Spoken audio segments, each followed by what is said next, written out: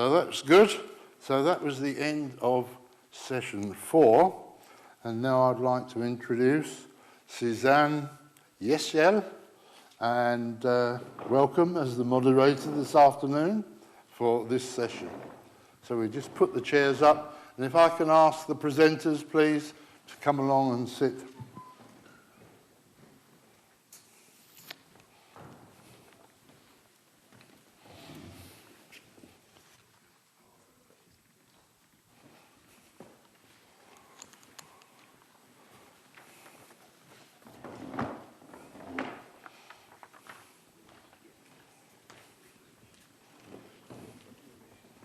Okay. Please sit. Thank you. Yeah. I'm not used to it. That's all So right. are you sitting here or are you sitting over there? No, I'm sitting here. Yep, that's it. We're doing all right. We've lost one guy, he's gone, so that's why I'm sitting here. So, okay. So, Barry, shall I carry on? Yes, okay. Thank you for your nice words. It was my pleasure to be with you here. And I will continue in Turkish a little bit if you allow me.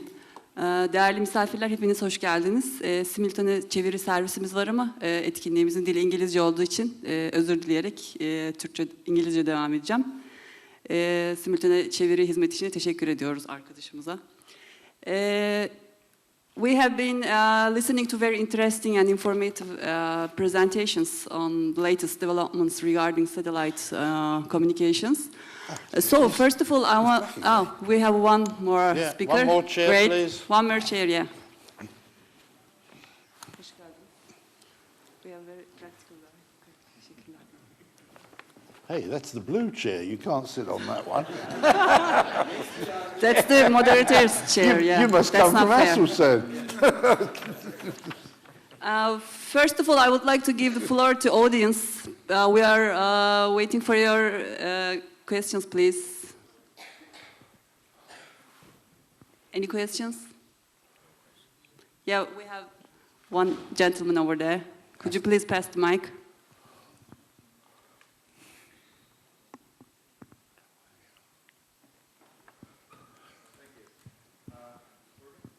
First of all, could you please introduce yourself and open the mic?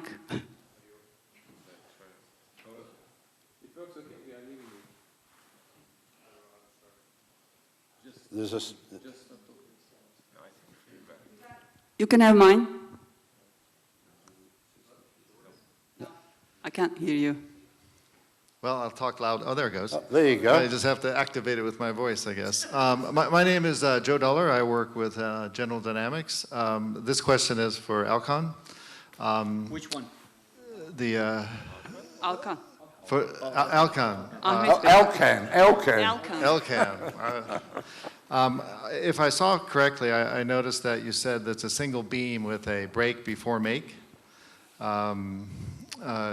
Condition, and it would be very handy, obviously, in the LEO application to be using a dual beam so that we can make the connection before we break it. So that's, and I was just wondering if you're looking at that. And the second question is, when you get into production, what do you anticipate your price point to be for somewhere about a 1.2 meter antenna in quantity of a few hundred maybe? Thank you. Okay, seems to be working. So the first, so let me start with the second question, the price point. I should not mislead you for, first of all, 1 to 1.2 meter reflected antenna equivalent. If you do all passive, it's going to be large, right? Because of the phase shifter loss and all of that. So we could do it in active, so LNA sort of based phased array.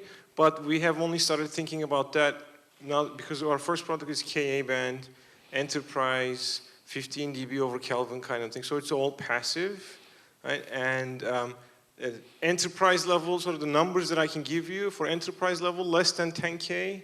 For consumer, less than 1K. Is that in dollars? Yes. Okay.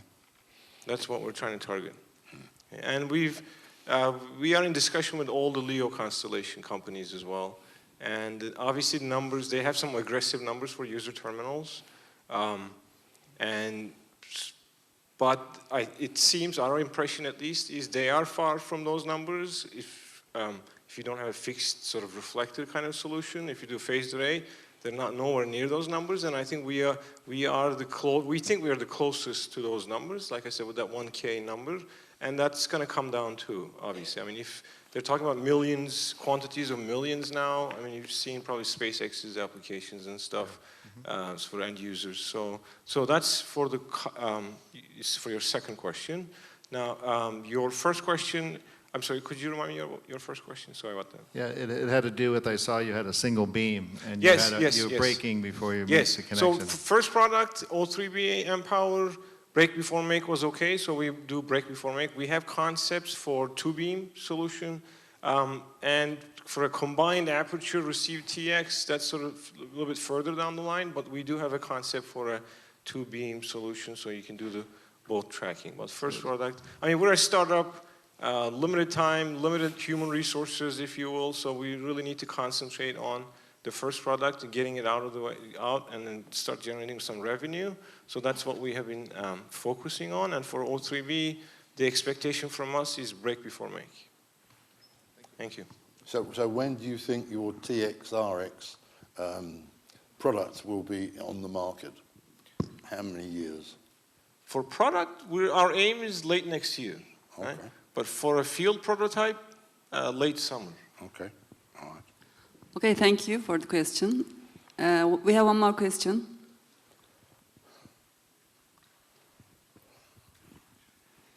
Hello, thank you. My name is Sezen. I'm from ETL Systems. Same question, same subject, LCD antennas. If I understood you correctly, you are changing the beam pattern of the antenna by biasing and changing the LCD dielectric constant.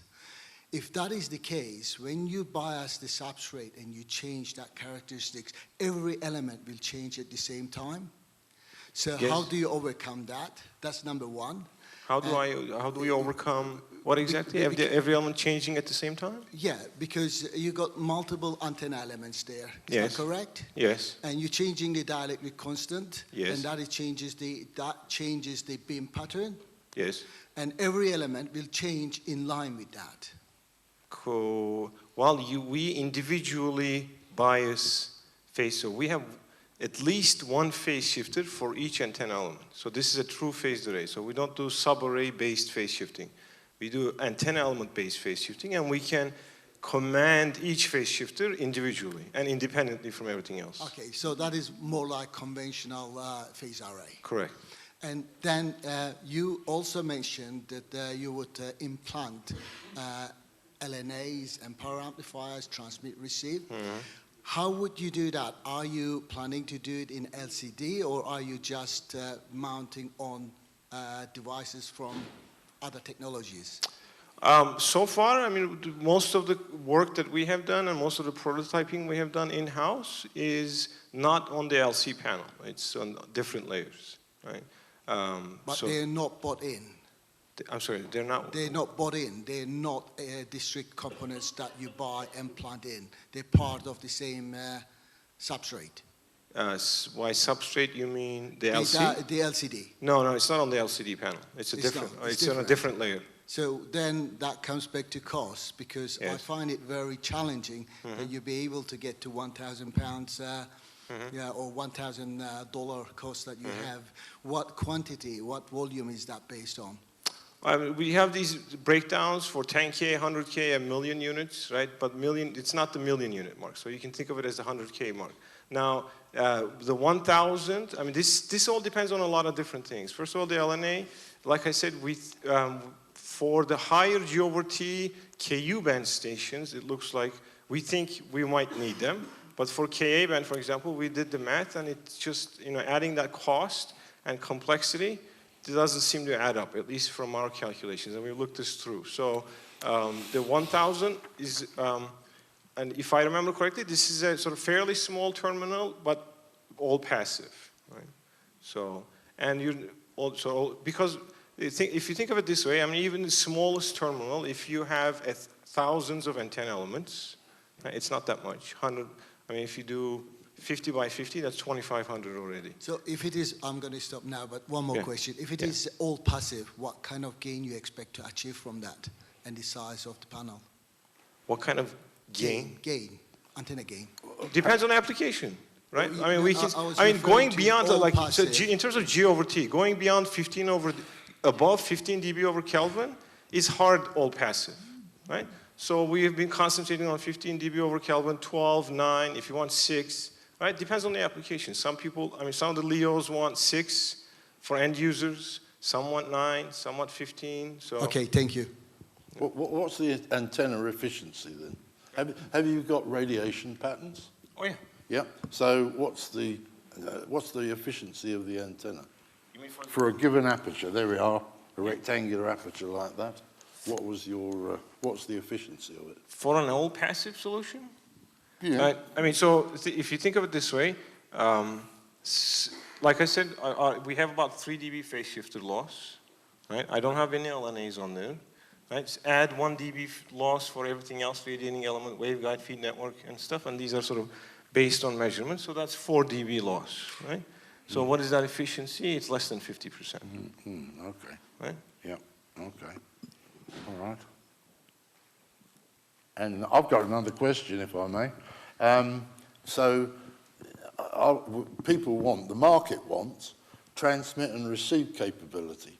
Are you able to offer that? Because you spoke about 20% bandwidth. So You mean transmit and receiving on single aperture? yeah. So we've thought about this, but we don't have, I mean, it's only conceptual designs we have for this at the moment. So far, we've been concentrating on separate apertures. Okay. All right. Okay, we have one question from gentleman over here. Could you please introduce yourself first, then ask your questions?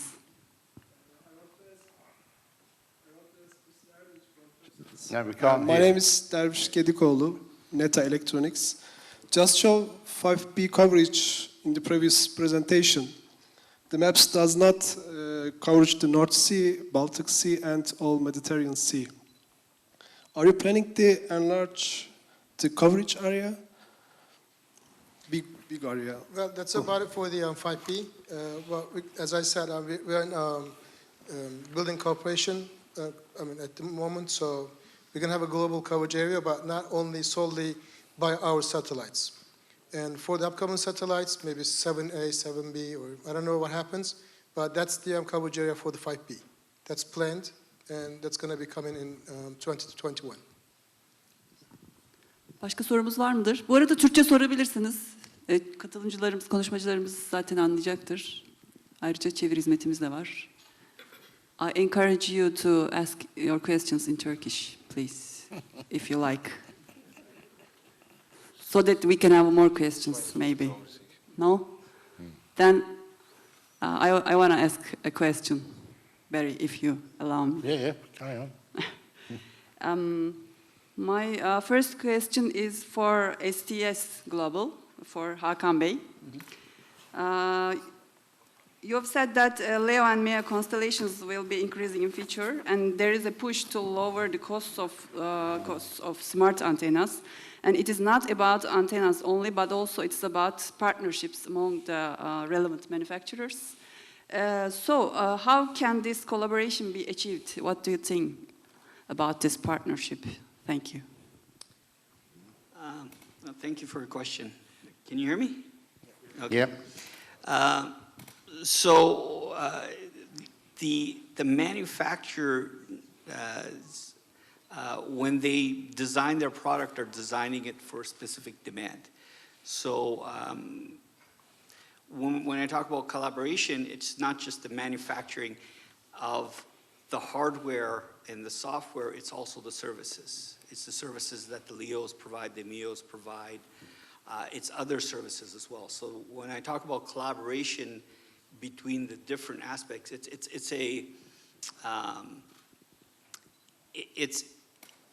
it's an environment where you're going after a customer with a service that you're trying to define. And it's not just one element that defines that service, it's multiple companies coming together that define what that service is eventually going to look like. So it's a collaborative effort between the manufacturer, the service provider, the technology provider. So it's not just. Do you have a specific proposal for achieving this? I mean, such as forming clusters under an umbrella of a ministry or something like that? I don't have a specific proposal, but you know, I think this forum is a good example of that. Is start a conversation. So I think that's where it starts. Is we start a conversation, and we identify who is interested in participating in what elements, and then we continue that conversation. Thank you. Good point. Are you offsetting prices somehow, then? Hakan, are you offsetting prices or trying to arrange offset prices? Because if you've got a electronically scanned phased array, which is $5,000, and they can't afford to pay that, they only Absolutely. want to... Yeah? No, absolutely. You know, when you talk about a collaborative effort, you may have offsets in play that subsidize one element of the cost with another. Okay, all right. Because at the end of the day, the more market opportunity you can capture, everybody wins. Okay, all right. Thank you. Do we have a question from the audience? If not, I will go on. Okay. Do you want to ask a question? Do the speakers have this right to ask? Okay, then. Please go. Thank you. I'm Tamer from Aselsan. One question to Alkan. Do you see any obstacle about the mass production of your system? Can I have the mic? Yep, pass it down. Yeah, there we go. The short answer is no, because like I said, the sort of the big part of this is the LC phase shifting panel, and that's already, we've already done multiple runs in existing LCD display factories, existing factories with little modification. In fact, if you look at our phase shift, if you look at an LC display, you have millions of pixels, right? Versus on ours, even the biggest one, you're talking about, like I said, we make these out of modular tiles. Each tile, you have hundreds of pixels, right? And our pixel size is ginormous compared to the display guys. So we don't have, and then we don't have the backlight, the polarizers, and all of that. So it's in fact a simpler process to fabricate the LC panel. Now, anything beyond the LC panel is either some sort, for the antenna control units, PCBs. Feed network, it could be PCB-based, waveguide-based. We did metallized plastics, have a lot of experience there. So this has all been done before, right? So the real key here, and in fact the cost driver as well, would be the LC panel, but that's, like I said, we've got it figured out with the display factories. Thank you for the question. Okay, I have a question for Turksat, for Erdinç Bey. Do you think that LEO and MEO satellites will affect the market of geosatellites in terrestrial communications, in addition to mobile communications? What are your thoughts on this? Thank you. Yes, I think they will change the whole market situation, eventually. But I think it's going to be different, like by country to another country, maybe some other factors may play a role. But basically, yes. All the market situation will be changing rapidly. That's how I see it. Can you give a time span for this? I'm sorry? Can you give a time span for this? In next 10 years, in next 5 years, something like that? I think those LEO and MEO operators should give time for this because they're still testing their equipment and satellites. And I think the biggest challenge will be on the ground rather than satellite. Because as we see here, we're talking about antennas, TX and RX. So I think we need to solve that problem before we solve the problem in sky. So I think there's a more challenge over here. And I think this will predict the market as well. Thank you. My next question was for Alcan or Alkan, but he spoke a lot, so I will continue with Turksat, if you don't mind. 5G is on the way, so can you elaborate on the importance of satellite communications for 5G? Yeah, that's my personal opinion. As I said in my presentation as well, the difference on satellites is that you can go anywhere within your coverage area. It's not like fiber. I mean, it's not like any other instrument that we have in ground today. So one point to another point, it's just, you can just go easily. That's the main difference. One point to many points, so the key for the satellites. Okay, thank you. So that's what 5G will need pretty soon, and I think the satellite will cover that need as well. 5G is on our agenda, so maybe other speakers also would like to add some comments on 5G and satellite communications. Maybe Alcan, Alken. Or I don't know, whoever. No, but I spoke a lot, so. No offense. No, none taken. Do you want to be paid overtime? No, 5G is tremendous. Network of networks, 20 or 40 times faster theoretically than 4G. So we do welcome 5G, but it won't be here for 5 years properly. In my presentation, I alluded to silos. So right now we have the wireless silo, we have fiber optics, we have Satcom, and 5G's promise is to unify those. And I think that's the challenge. How do we do that? Because 5G also promises these extraordinary speeds within a given area as well. So I think the challenge ahead of us is how do we unify these various delivery mechanisms as we deploy 5G. I think 5G is over-promising, so they will complement each other. Satellite and 5G will complement each other for a long period of time. Thank you. I have no comment about it. Thank you. Then I will ask you a question as a punishment. May I just add something? Sure. Just before you go, I mean, if you look at China, Mr. Jinping, he's the president, he's their chief sales guy as well. And he has already placed 5G in 50 cities within China already. So that's something to be achieved. And he's your competition. Just one quick addition, I think. We are new to the 5G landscape, but we are sort of exploring it because we think our antennas can play a role there.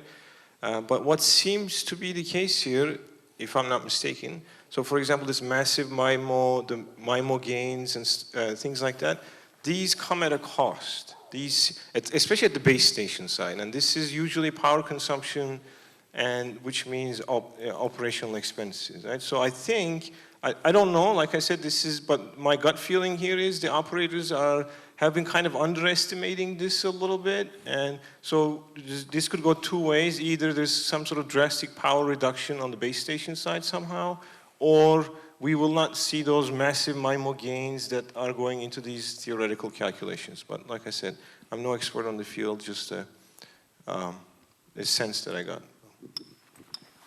Okay, then, if there's nothing to add, I want to ask a question for Aselsan. I used to work in Aselsan, so my question will be very easy. Don't be afraid. We know that you are developing antennas for ground services. As Aselsan, are you also planning to produce antennas for satellites? We are producing also antennas for satellites also, but my department is not producing it. Another part of Aselsan is in fact producing it at the moment. I think for 6P, I don't know exactly the current program, but we are developing it at the moment and we are delivering it. I think it's our engineering prototype has been finished. There's a program with Turksat, so we are doing it at the moment. Great news. I am proud of you, as usual. Thank you. And if there is no question from the audience, I will ask my last question to CGC. Indeed, yeah, very. You have said that you are on a mission to create the world's leading satellite ground segment solutions. Good luck with that. Is there anything that you would like to give some more info about it? Or if not, then we can just conclude, I think. No, it's the optimism of everybody. I mean, all of the people that are involved in LEO, well, not MEO because they're doing quite well, I think. SES is doing very well. And this optimism has to be reflected in suppliers like CGC or GD, whomever. And that becomes a challenge. So is CGC in the right market? Maybe it is. Is LEO going to be a success? That's what it all comes down to. At the moment, it's in a bit of a problem area because we've just lost LeoSat, that's gone. And other people, like Telesat, for example, I do believe, are delaying satellite launches. So there's some consternation in the marketplace. So if there is consternation, how can people actually go ahead and invest in, say, antenna developments and things like that? What do you invest in? But that's a pessimistic view. There are others like SpaceX, Amazon, those big guys, they've got loads of money, whereas a Telesat doesn't have that great deal of money, and it's investment money as well. SpaceX, confident, Elon Musk and Mr. Bezos, is it? With the other guy, they got stacks of money, and this is just a drop in the ocean to them. So the optimism coming from them is hopefully going to reflect upon the likes of a CGC. But that's my answer. I'm not Mr. CGC. So you'll have to ask Mark Gardner about that one. If I see him, okay, I will. Sorry, one more question, if you allow me, for Profen, for Hakan Bey. You have talked about predictive maintenance, and it was a very interesting presentation because we know that AI will change almost everything, and of course, maintenance is not an exception. And so AI is also in our government's agenda. A new national strategy on AI is on the way. Do you have experience in the field regarding predictive maintenance? What were the challenges? Could you please talk about this? Thanks. I have intensive experience on scheduled maintenance. I was a retired Navy officer responsible for the electronic equipment of a warship, so we used a lot the planned maintenance here. But for the predictive maintenance, the main problem is getting the data. It's very important. And of course, processing the data with the machine learning. In the older days of the predictive maintenance, you rely on the data coming through, but you don't have enough processing power with the executing models on it. So nowadays it's very easy to get models, but models are not so important. The most important thing is getting the data, either the streaming data or the offline data. If you have enough data, you can apply machine learning and then get the anomalies in front of, let's say that 3 years prior to malfunctioning. So that's the main problem here. You need to have that data. Once you have the data, analyzing I've that got it a will question. be. Okay, please. Mr. Elkan, now one of the problems with electronically scanned phased arrays is temperature, power consumption, increases in temperature. So how do you suffer from that problem, or will you suffer from that problem?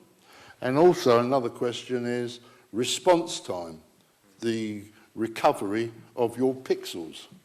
Yeah, so.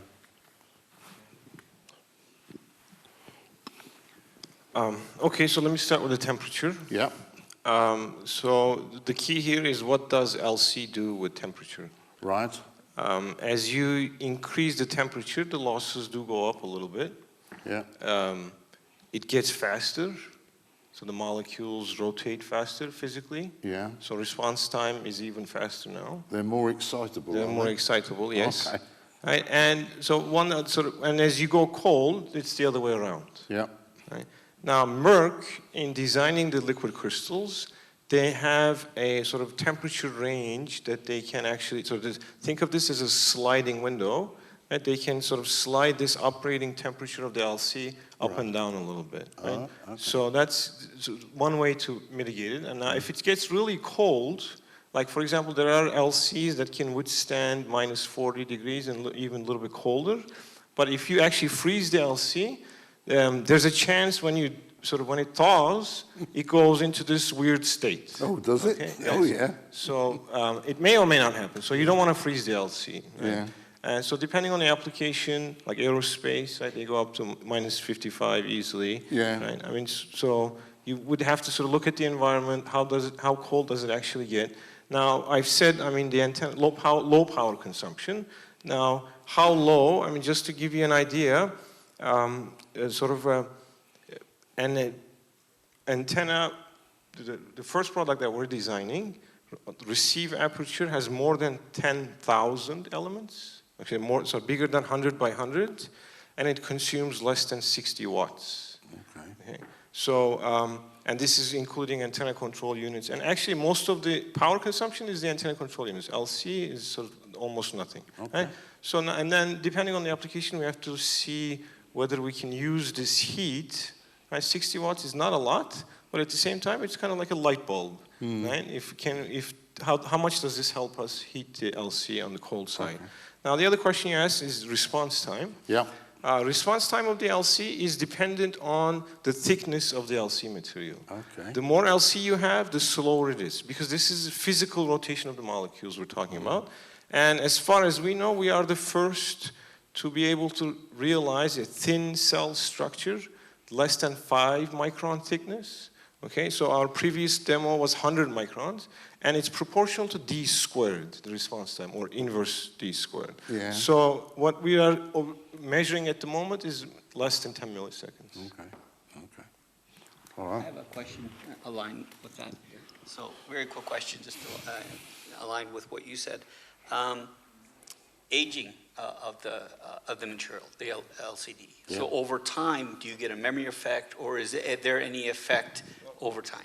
No, I mean, the short answer is no.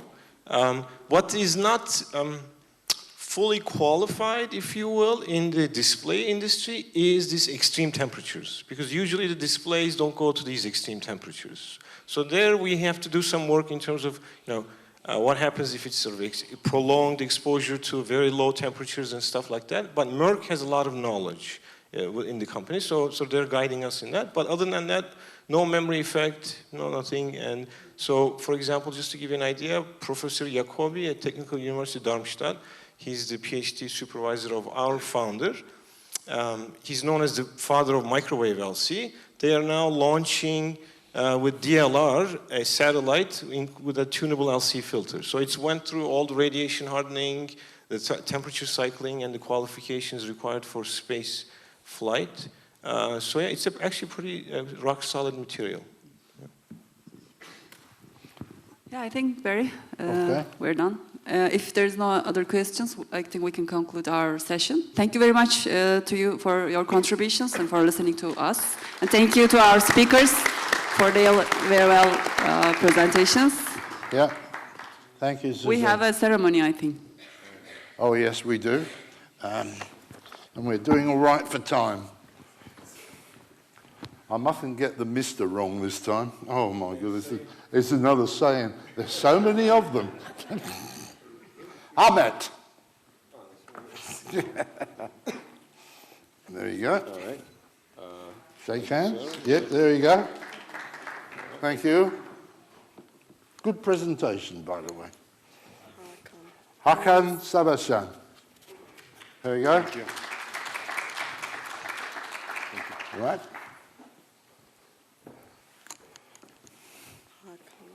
Yeah. Hakan Barker. There you go.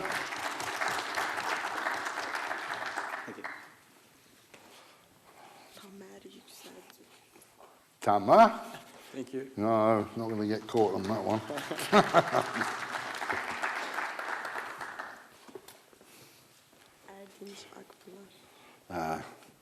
Erdinç. There we go. Thank you. That's it. Oh, is it? No, one for... Well, there we go. Sezen, Yeşil. All right, okay. Thank you very. Thank you. And thank you for being... yes, yeah, thank you. Thanks. That's it. Right, I think we're doing all right. It's 15 hours now. We'll have 20 minutes for a break. So see you all back here, please, at 25 minutes to 4. Is that okay? All right? It's coffee break now. Thank you. Group photo? Oh, group photo now. Oh.